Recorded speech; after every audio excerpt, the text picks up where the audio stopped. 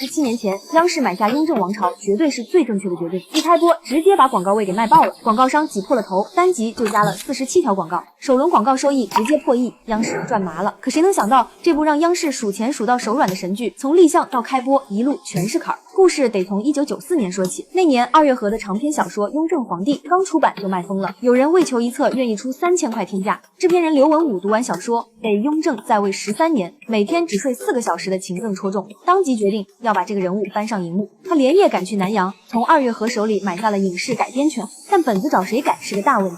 成名编剧大多不愿意做改编，新人又压不住这么厚重的题材，最后他找上了历史学出身、有丰富戏曲编剧经验的刘和平。刘和平接手后没有照搬原著，而是把整个故事的核心提炼成3个字：当家难。表面讲九子夺嫡、朝堂权谋，内核说的是改革者的孤独与担当，刚好对应90年代改革开放步入深水区的社会语境。这一改就是2年07个月，剧本完稿那天还恰好是雍正皇帝逝世262周年，像是冥冥之中的呼应。只是刘和平改完剧本，整个人瘦了一圈，半条命都搭进去了，导演人选更是一波三折。剧组前后接触了张艺谋、陈凯歌等10多位导演，要么档期对不上，要么风格不合适，全黄了。后来执行制片人罗浩看了电视剧《昨夜长风》，觉得导演的镜头语言很对味，就赶紧联系这位叫胡正的导演。但是等人来了，一见面才傻了眼，来的是女导演胡梅，两人名字看起来太像，他找错了人。但是歪打正着，胡梅反而入了制片人的法眼。导演定了，选角又是一场硬仗。男主角雍正最开始定的是张丰毅，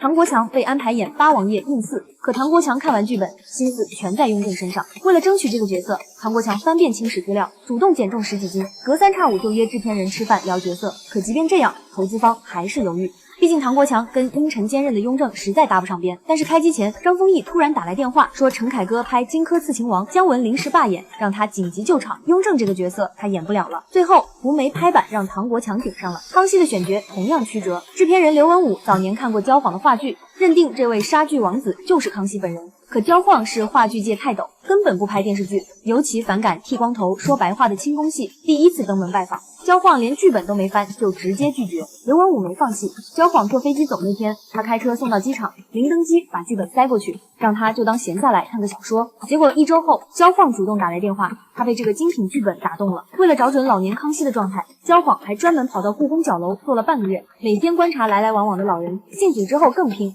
上万字的台词头天拿到，第2天他必定背得一字不差。在所有人的共同努力下，1999年元旦过后，雍正王朝登陆央视一套黄金档，本来以为收视率能到5%就不错了，结果万人空巷，收视率炸了，广告商疯了，品牌方挤破头抢广告位，央视临时加塞，单集最多塞了47条广告，连片头曲结束那点空隙都没放过。首轮播完算账，总收入直接破亿，1999年的1个亿相当于现在的10多亿了，奖项也拿到手软。金鹰奖、飞天奖、5个亿工程奖，那一年电视剧圈能拿的重量级奖项几乎被他包揽。快30年了，他还是大家心中的经典。一部剧能火这么多年，那他靠的一定不是运气，而是所有人做好一件事的心态。